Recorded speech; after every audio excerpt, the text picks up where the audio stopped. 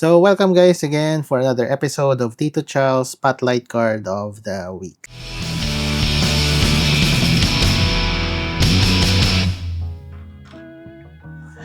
Okay, for this week, we have 5 cards again with 2 Pokemon and 3 One Piece cards. Diba? For recently na medyo nagle-laid low ako sa pagbili ng mga packs.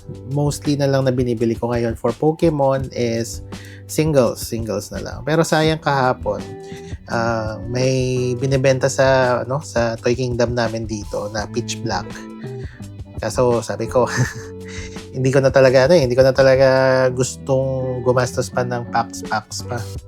Although, medyo swerte ako from the past, pero sa One Piece ako swerte, hindi sa Pokemon eh. So tingnan natin. So anyway, we have 5 cards again. And then we will rate first. Unahin natin tong isang One Piece card. So for those who are new in the channel, ang nire-rate natin dito are 3 categories. May rarity, artwork, and then yung value niya. Sa rarity, kung how rare it is, artwork, kung ano kaganda yung artwork niya, and the value is how valuable is the card based on its artwork and cost. So, ganun ang natin. Kumbaga, it answers the question kasi if worth it ba yung card na yun.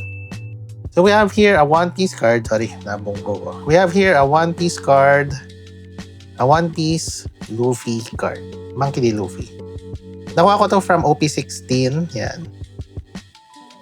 Recently lang. And this is actually a rare card. Rare ba? Rare, no? Arshe, no? Rare card na Luffy. Although, hindi siya ganun ka, like the alternate art ng mga cards. Hindi siya ganun ka rare or sought after. Pero nagagandaan ako sa kanya. I don't know kung anong art ni Luffy to.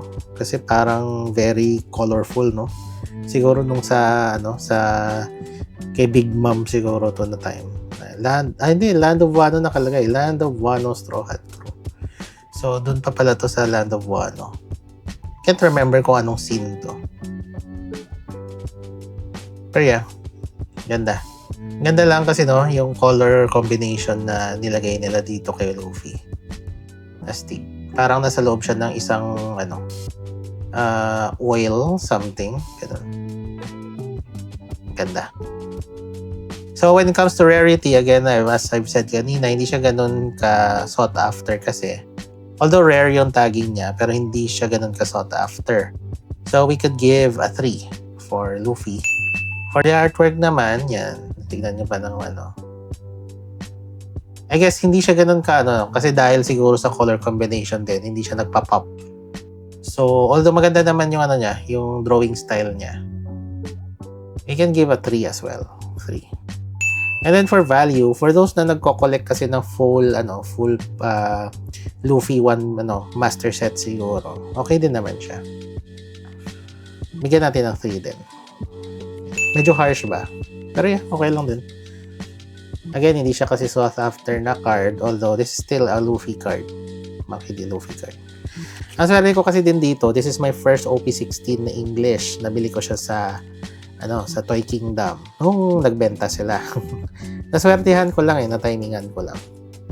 So, moving on, punta tayo kay Pokemon. This is my first full art card na na-pull. Na-pull ko siya from a Pokemon pack. And this is hindi ko alam kung paano mag-pronounce it. Gorgeist full art card. Yan. First time ko din makapull ng full art. I got this one from Chaos Rising na nabili ko lang sa 7-Eleven. Parang kasi na-justify ko na lang talaga na bumili ng cards if nasa SRP. Medyo kasi absurd masyado yung presyo ng secondary market. Yan, ganda. Although ang ko lang dito sa kanya, hindi kasi ako familiar dito sa character na to. Most probably old generation recent generation lang siya ng Pokemon. Yeah. For rarity, I guess this is a full art kasi pwedeng bigyan ng 4. For the artwork, honestly, hindi ako ganun ka-fan ng mga full art cards. Lang kasi, parang nawiwirduhan ako sa kanya. Dahil na-pop up mo nga yung main yung Pokemon, pero parang nilagay mo naman siya sa location na ewan. So for the artwork, siguro mabibigay ko dito is 3. And then for the rarity, or rather the value, for Master Collector siguro, mas gusto to nila. Ako kumbaga ako kung i-offer mo sa akin to, hindi ko naman siya unang bibilhin talaga. Pwede kong bigyan ng value of 3. 3 siya. Gourgeist EX. Yan. Next, One Piece. Ito is a common card. Common card siya, but a very cute character of One Piece.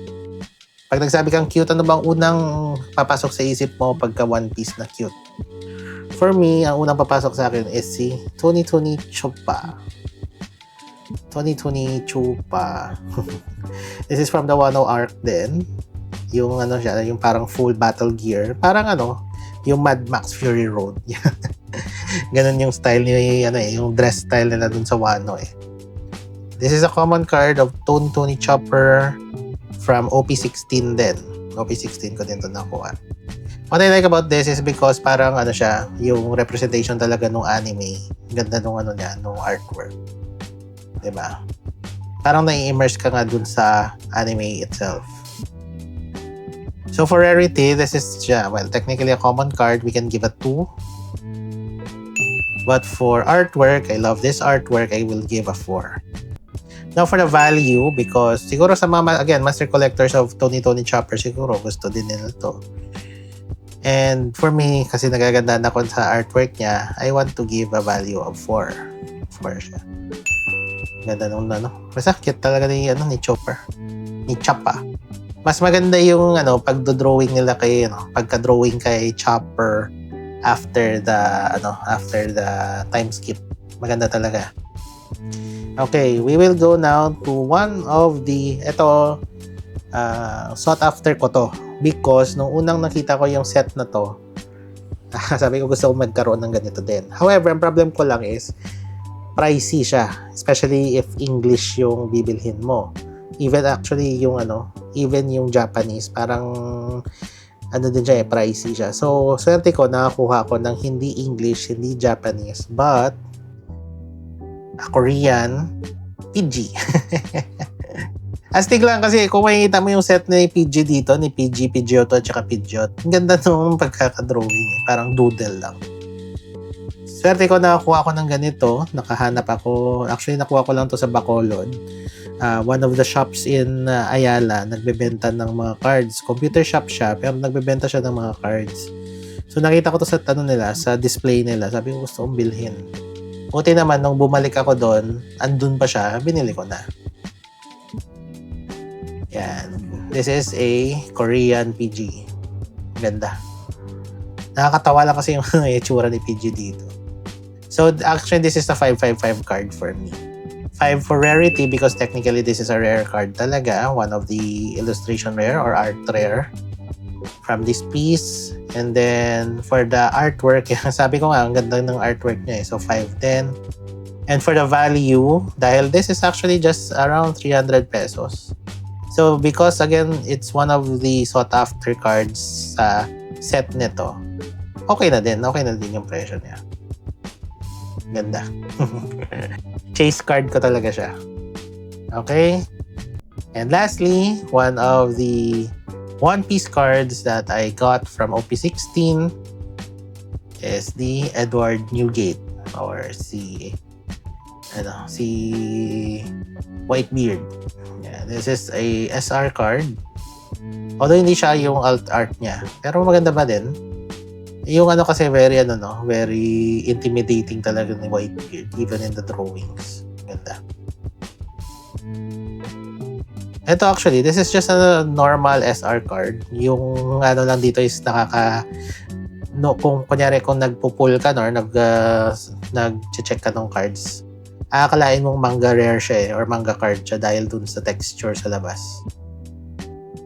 Pero hindi pala siya manga. Pero maganda pa din. Ganda ng quality.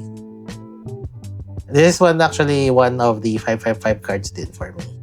5 sa rarity because this is an SR card. 5 for the artwork kasi isipin mo, ganda naman talaga ng card eh. And then 5 for the value because this is just around $3 to $4 yata based on my research, no? $3 to $4, bali around 6 times 4, 240 pesos, I guess. 200 pesos, mga ganong rate. Ganda. One Piece card. So yun guys, no? Yun ang ating spotlight card for the week. Medyo mabilis lang yung ko ngayon. Kasi gusto ko siyang dire-diretso lang. But that is our Pokemon in One Piece cards. So yeah. Hopefully we are in the middle of the year na, no? We are at July na nga no? We are in the July month while recording this video, and nung chinek ko yung yung progress ko sa binder ko in Pokemon, I already have 52 cards out of 151. So may 100 plus pa akong hahabulin. So sa mga next na next na progress, siguro maghahanap na talaga ako ng bulks to fill up the binder. Kung hindi man bulks, at least makahanap ako ng mga binders na nagbebenta ng mga illustration rare na around the budget lang. So anyway guys, thank you for watching and see you on the next episode. Bye!